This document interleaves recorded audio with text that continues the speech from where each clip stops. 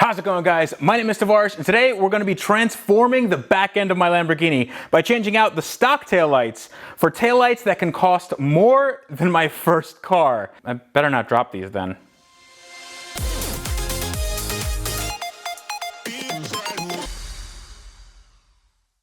So if you're new to the channel, thank you so much for watching. Hope you guys like it and consider subscribing.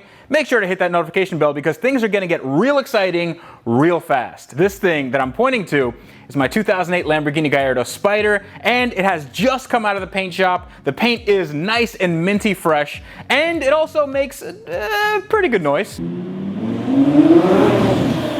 So in the time I've had this car, there's been one thing that's been bugging me, and that is the rear end. Now, I am a fan of the way the Gallardo looks. I love the lines, I love the angles, I love almost everything about the car other than the rear end. Now, the first generation Gallardo, the pre-LPs, pre-LP 560 and 570, they had a very distinct rear end. And to me, I don't think they look very good. I think they were very dated, they were of their era. They weren't forward thinking, they weren't timeless. And I think that had to do with these taillights. Now these are the stock taillights, and as you can see, they're not really all that good looking. They have brake lights on the side, they have turn signals in the middle, and also the reverse light is on the top. Now, this may look okay, but for me, it's just, there has to be a better option. And the better option is the newer style LP 560 and 570 lights. Now this is what I'm talking about. It has these flux capacitor brake lights. Everything is super streamlined. But if you take a look at this versus the old one, they are inherently different shapes. It almost looks like they're on a different car. And there's another issue with these taillights, and that is the price. Now, while your normal garden variety taillights on any normal passenger car would cost you maybe $100, maybe a little bit more, depending on if it's a luxury car, these cost a little bit more. A lot more. In fact, if you get them as a kit, a lot of third parties have a kit, a plug and play kit that you put on your 04 to 08 Gallardo.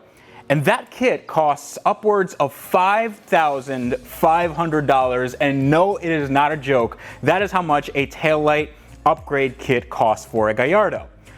However, I am not one to spend that kind of money on taillights. In fact, I wanted these taillights so bad that I was actually considering paying that much money. However, I looked at my bank account and that just wasn't happening. So I found another option, and that option is, of course, doing it DIY. So in my searches for these taillights all over the internet, there's one company that kept coming up, and they were really reasonable with price, and they had awesome reviews. That company, of course, is Eurospares.co.uk. Eurospares is probably the only company that I deal with to get really hard to find parts for this car. Well, for this car and any car that is considered exotic. Maybe you have a Lamborghini, maybe you have a Ferrari, maybe you got a Maserati, maybe you got something really nice. Eurospares can take care of you because they have not only new parts, they actually sent me a bunch of OEM Lamborghini parts with the wrapping and everything. It's really cool. They have used parts as well. They actually have cars that they dismantle and get really rare parts that you can no longer find at the dealership. Actually, the dealers are the ones who are marking it up as much as they can, because these are actually lower than the dealer list price. So in addition to Eurospares sending me this awesome care package with tail lights and brackets and everything I need to make this install as easy as possible, they also told me that my viewers can get a substantial amount off, a pretty good discount, with the discount code Tavarish at checkout. Now you can check all that stuff out in the link below. But for now, let's unbox this thing. I've already actually unboxed it. There's taillights in there. I was too excited. But let's take this all out of the box, and I'm gonna show you what we have to do to the car. We have the bracket that the light bolts onto, and this bolts onto the car. And then we also have a bracket that a finisher piece comes onto, but I don't think I'm gonna be using this because this is used for the coupe, and I have the Spider. But the main part, the biggin right here, is this. This is the tail light, and this is one of two tail lights, obviously. And if you take a look at the back, it's very simply wired. There's only 3 lights here. There's supposed to be 5 lights here. I will get to that. I will get to why these are blocked off, but this is what you get. Now, usually in a kit, these cost, well, two of these plus the brackets and a finisher piece cost upwards of $5,500. These from Eurospares are $1,200 each, so basically around $2,400 for the pair, which is half off of the kits that you see online. So depending on if you want the OEM brackets or not, then those are about $100 and change a piece, and then you have the finisher piece, which is $500 to $600. So all in, you're gonna be saving more than $2,000 off of a plug and play kit. So here's what we're gonna do. Now the rear end of the car has already been taken apart. I took out the taillights, I took out all the housings. This is basically an empty shell. This is what you wanna start with. Now I'm not gonna do a how-to on how to take everything off because my car is a little bit different because I had all this off from the beginning because when I took it to the body shop, they didn't want any of this stuff on there, so that's how we left it. Now this is the bracket that supposedly bolts onto the car. I say supposedly because this car is a 2008 Spider and we're putting on a bracket from a newer car, and also Lamborghini, in their infinite wisdom, have made various changes to both the coupe and Spider model throughout the years. So when people say it's a plug and play, it's usually not a plug and play, especially with a hand-built car. There are tolerances that you have to account for. There are body panel fitment issues. So we're gonna have to work through all of that, and then that is how we're gonna get that $2,000 discount on this, what's essentially a DIY mod. So first thing I'm gonna do, I'm gonna take off this little bracket because that goes onto the bumper, and the bumper that we're putting on does not have these provisions anymore. I'm putting on an LP570 style bumper. So we take out these two little Torx bolts, and we'll have more access to get the bracket on there. Now right away you can see that there's a little bar right here, and this bar actually controls the inward and outward movement. Actually, there's not supposed to be any movement, but the inward and outward positioning of the rear fender. We have to put this on this bolt right here, but as you can see, this space is actually wider than these two bolt holes. So what you have to do, and what I have done on the other side, I actually did a bit of work off camera, is you have to create your own bracket. And this isn't the case with the coupe, because the coupe actually has a frame rail that protrudes a little bit further right here, and all you have to do is drill a hole, and then you can tap it, or you can just put a bolt straight through, and then you can bolt it straight down. But on the Spider version, it's a little bit more labor intensive, so what we're gonna do is we're gonna try to line this up. It goes sort of like this. I'm gonna put a new bolt through here. We're gonna put a little spacer, and then this bolt is gonna secure this at the bottom. There's gonna be one bolt at the top, and then we can make a little aluminum bracket to bolt on to a stock bolt location and then fasten the top bolt down. And then we can look at how the taillight is actually gonna be situated in this space, because that's also gonna require some finagling with some washers and whatnot. It's actually a very finicky process, but I think we can definitely do it today.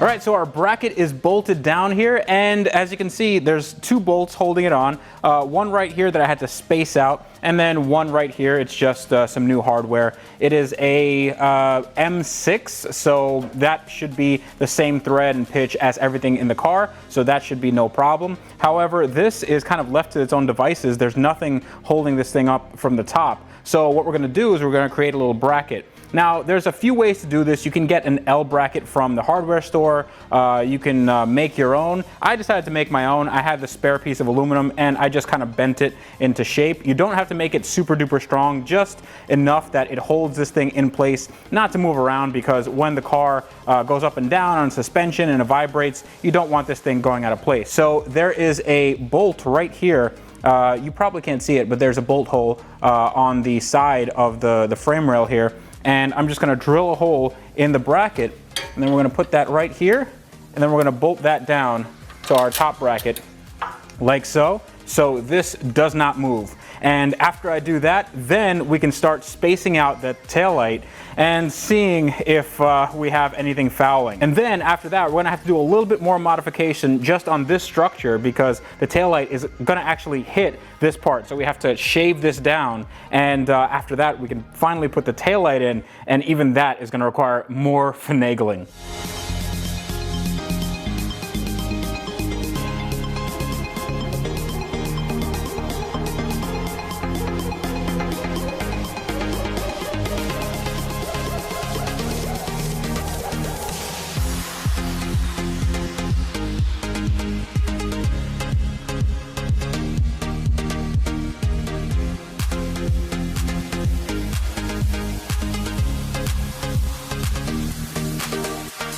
All right, so now we are finally ready to mount the taillights. And I have figured out how to mount them, well, how to mount one side, and I'm just gonna do the mirror image on the next side. So this is, well, I'm not gonna say it's hacked together, but there definitely are some tolerances that I have to account for just because there are differences in years and the way the bodies line up and all that. So if you take a look at this, you'll see that in between these two brackets, this is the bracket that attached to the car and this is the bracket that attached to the headlight, there are 3 washers, a nut, and then another washer. And then this one just has 3 washers and a nut.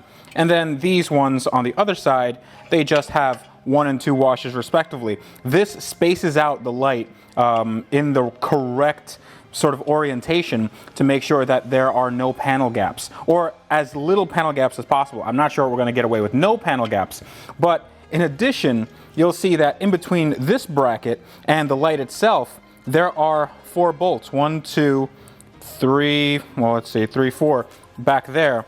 And even there, I had to add some washers. So I added 3 small washers. So this is, I'd say, 1 inch or 1.5 inches further out than if we would have just bolted on these brackets without any modification. And I'm not sure if this is necessarily what you have to do, or if there are other brackets, maybe there are other brackets that are more suited for this, but this is what I got. These are the OEM brackets for Lamborghini, and I know that this is the only way that it's gonna fit on my car, so this is the way that I'm gonna do it.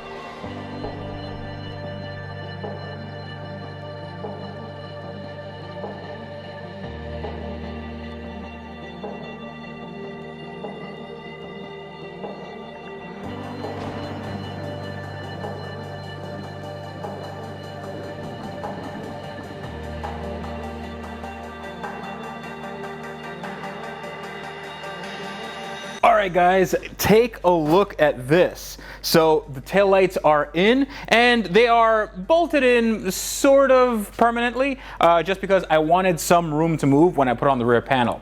And the rear panel is what I want to talk about right now, because when I ordered this set from Eurospares, the rear panel, I didn't know that there were a few different versions of the panel.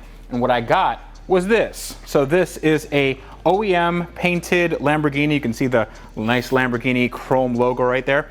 And this rear panel goes on just like this.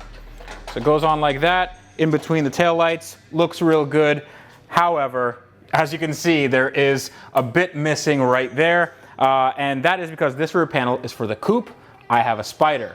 And instead of just ordering a Spider one, I believe it's a little bit harder to get the Spider one. I just went online and bought a fiberglass piece. And this is actually the fiberglass piece that they use in a lot of the $5,500 kits. So this is just a facsimile of the Spider piece. It actually goes across both sides.